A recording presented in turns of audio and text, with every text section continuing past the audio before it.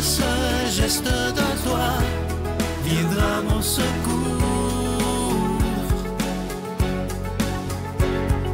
Viens semer dans mon âme le grain de l'amour. Je traverse un désert et je meurs de soif. Montre-moi le mystère qui garde la foi. Bon jeudi 16 septembre, encore un plaisir et un honneur pour moi d'être chez vous ce matin pour que l'amour de Dieu continue de faire son chemin dans chacun de nos cœurs. On rejoint tout de suite Simon pour sa chronique et l'abbé Thompson pour lui.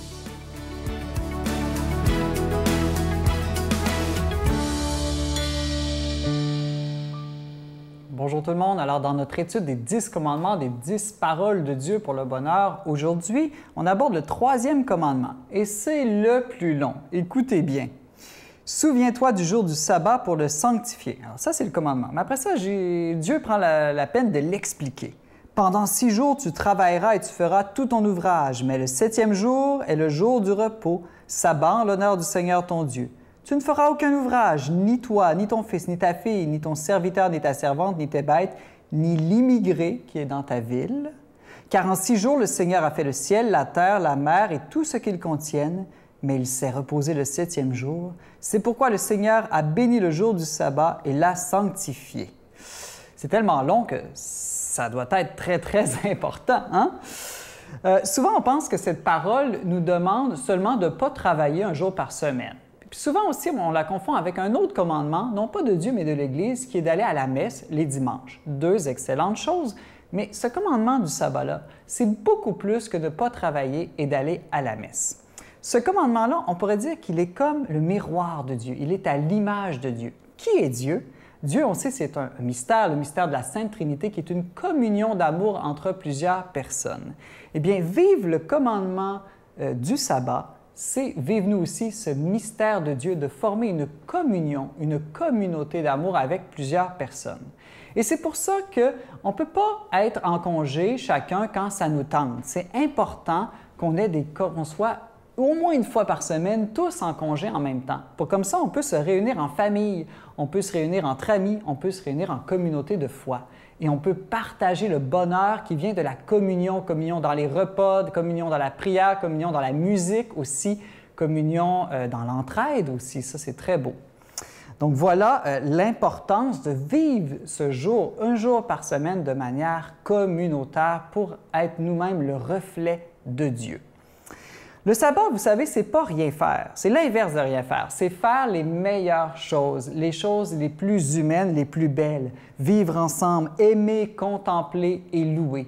Le sabbat, c'est l'inverse de dormir, on pourrait dire. C'est vivre. Vivre la vraie vie humaine et se rappeler qu'on ne vit pas pour travailler, mais qu'on travaille pour vivre. Et c'est pour ça que ce commandement du sabbat est aussi un commandement qui nous aide une fois par semaine à réordonner notre vie, à se rappeler pourquoi on vit, quel est le plus important dans notre vie. On ne peut pas passer notre vie à dire qu'on travaille pour le bien des autres et puis jamais avoir le temps de passer du temps avec les autres. Il faut donc apprendre à bien arranger sa vie, même parfois faire des sacrifices pour pouvoir vivre le dimanche avec ceux qu'on aime. C'est très important. Et c'est si important que Dieu prend la peine de dire qu'il faut bien travailler 6 jours avant le jour de repos. Et donc, une manière de ne pas respecter ce commandement-là, c'est des fois en perdant son temps, en procrastinant, en faisant pas ce qu'on doit faire, en faisant pas bien notre travail pendant les 6 premiers jours de la semaine. Et après ça, bien évidemment, on va se justifier de ne pas aller aux rencontres familiales parce qu'on va dire qu'on n'avait pas le temps. Mais non, il faut prendre le temps d'être avec les autres. C'est le secret du bonheur qui est contenu dans cette parole.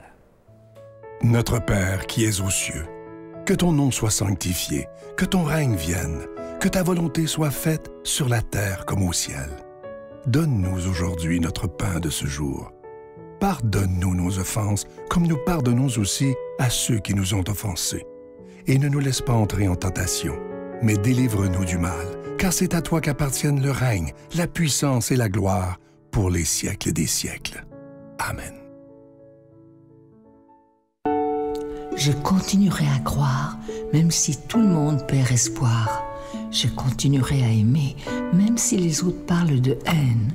Je continuerai à construire, même si les autres détruisent. Je continuerai à parler de paix, même au milieu d'une guerre. Je dessinerai des sourires sur des visages en larmes et je tendrai les bras à ceux qui se sentent épuisés. Oui, je continuerai à croire. Je suis tellement content de vous parler de ce magnifique cadeau du mois. Il s'agit d'un beau bracelet. Il est autant pour hommes que pour femmes. Il est orné d'une magnifique croix. C'est en acier inoxydable. C'est déjà béni. Le bracelet, il est déjà béni. Et comme c'est en acier inoxydable, bien, ça ne ternira jamais. Vous le recevrez avec un don de 25 $ et si vous en voulez deux, avec un don de 40 $. Je vous donne l'adresse. Mais avant, je vous remercie en vous disant que lorsque vous faites un don à la Victoire de l'amour, vous devenez des protecteurs de la foi, mais aussi, j'ajouterais, avec tout ce qu'on vit présentement dans le monde, des défenseurs de la foi. Alors, merci de tout cœur. Je vous donne l'adresse. La Victoire de l'amour, case postale 120, succursale Boucherville à Boucherville, le J4B 5E6. Je vous la redonne. La Victoire de l'amour, case postale 120, succursale Boucherville à Boucherville, le J4B 5E6. Également par téléphone, par carte de crédit du lundi au vendredi, de 8h30 à 16h30 dans le 514-523. 4433 523 4433 ou sans frais, le 1-888-811-9291, 1-888-811-9291 et aussi sur notre site Internet, le www.lavictoiredelamour.org. Alors, je vous rappelle ce magnifique bracelet, autant pour hommes que pour femmes. Il est orné d'une magnifique croix en acier inoxydable et le bracelet, il est déjà béni. Et je vous rappelle aussi, à la demande de beaucoup de personnes, le livre de Geneviève Côté que vous allez voir à l'écran. Il est de nouveau disponible. Nous en avions manqué, mais là, maintenant, nous en avons à notre bureau. Priez avec Geneviève, qui est un livre absolument magnifique. Alors, merci de tout cœur de ce que vous ferez pour la Victoire de l'amour, parce que sans vous, sans votre prière, sans vos dons réguliers, cette émission-là ne pourrait pas exister depuis plus de 26 ans. Merci de tout cœur.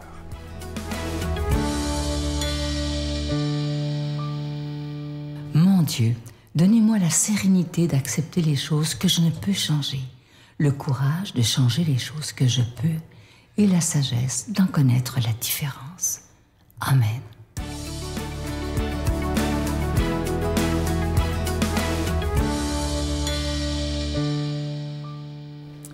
Déjà, la mi-septembre, bonjour, bon matin à vous. Alors, c'est Saint-Luc, chapitre 7, versets 36 à 50 aujourd'hui.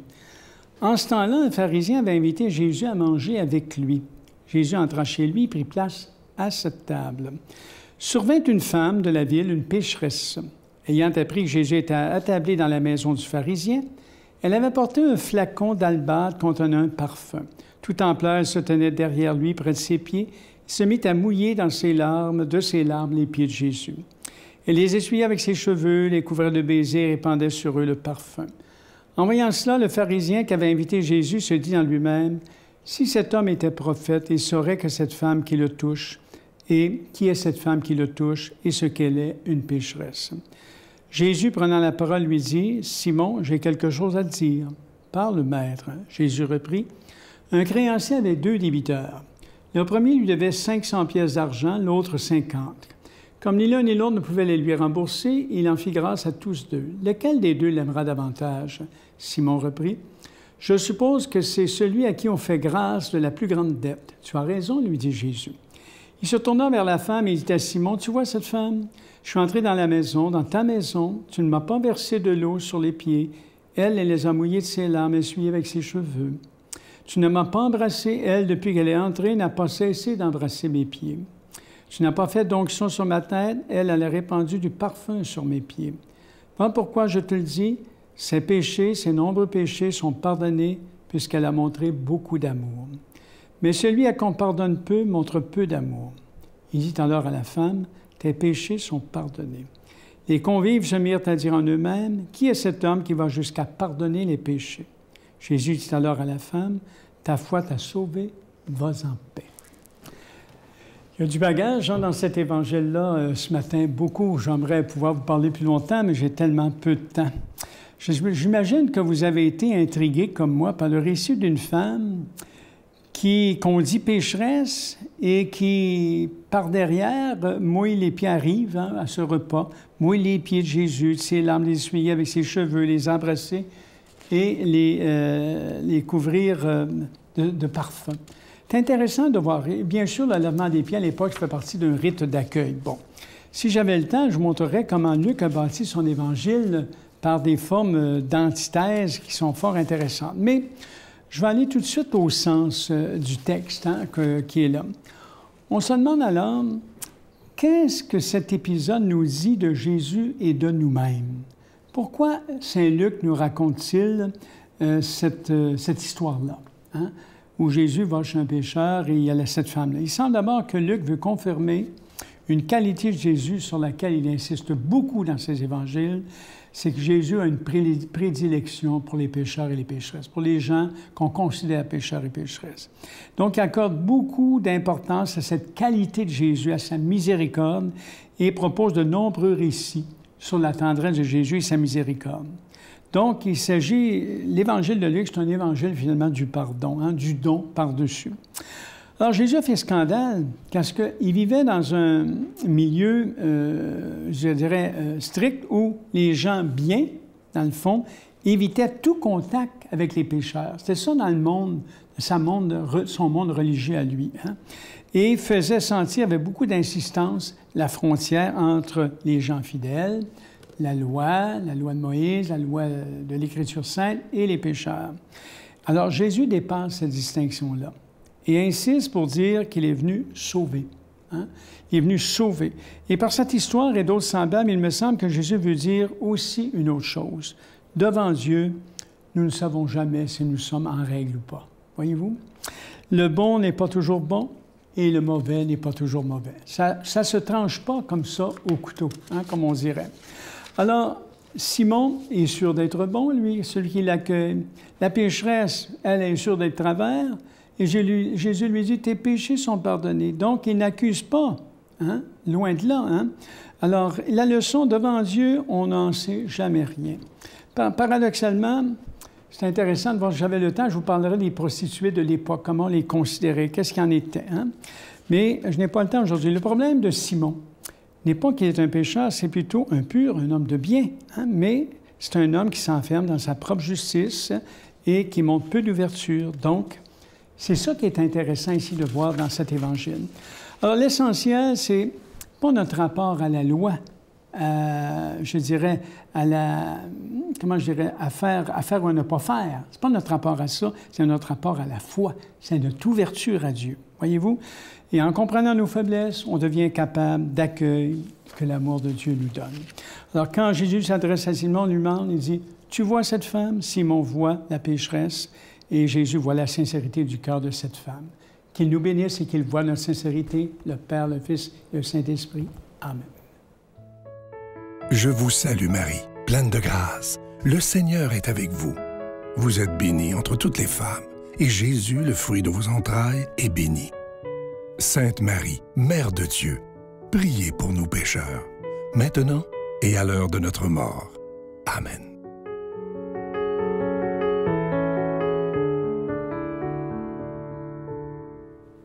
J'espère que cette émission vous a plu. En tout cas, moi, ça m'a fait du bien, comme tous les jours. Et vous savez, moi, le jeudi, j'ai l'habitude de réfléchir un petit peu parce que c'est le jour où Jésus a institué l'Eucharistie, le jour où il a dit « Ceci est mon corps, ceci est mon sang » pour la première fois. Donc, pourquoi pas aujourd'hui penser à ça? Qu'est-ce qui nous nourrit le cœur? Comment Dieu peut venir nous nourrir par sa parole, par la joie, par la fraternité? Je vous souhaite une excellente journée. Dans ce qui nous arrive, est-ce qu'on peut aimer la vie à cause et l'aimer malgré aussi? Je renierai ma patrie, je renierai mes amis si tu me le demandais. On peut bien rire de moi, je ferai n'importe quoi si tu me le demandais. Si un jour la vie t'arrache à moi,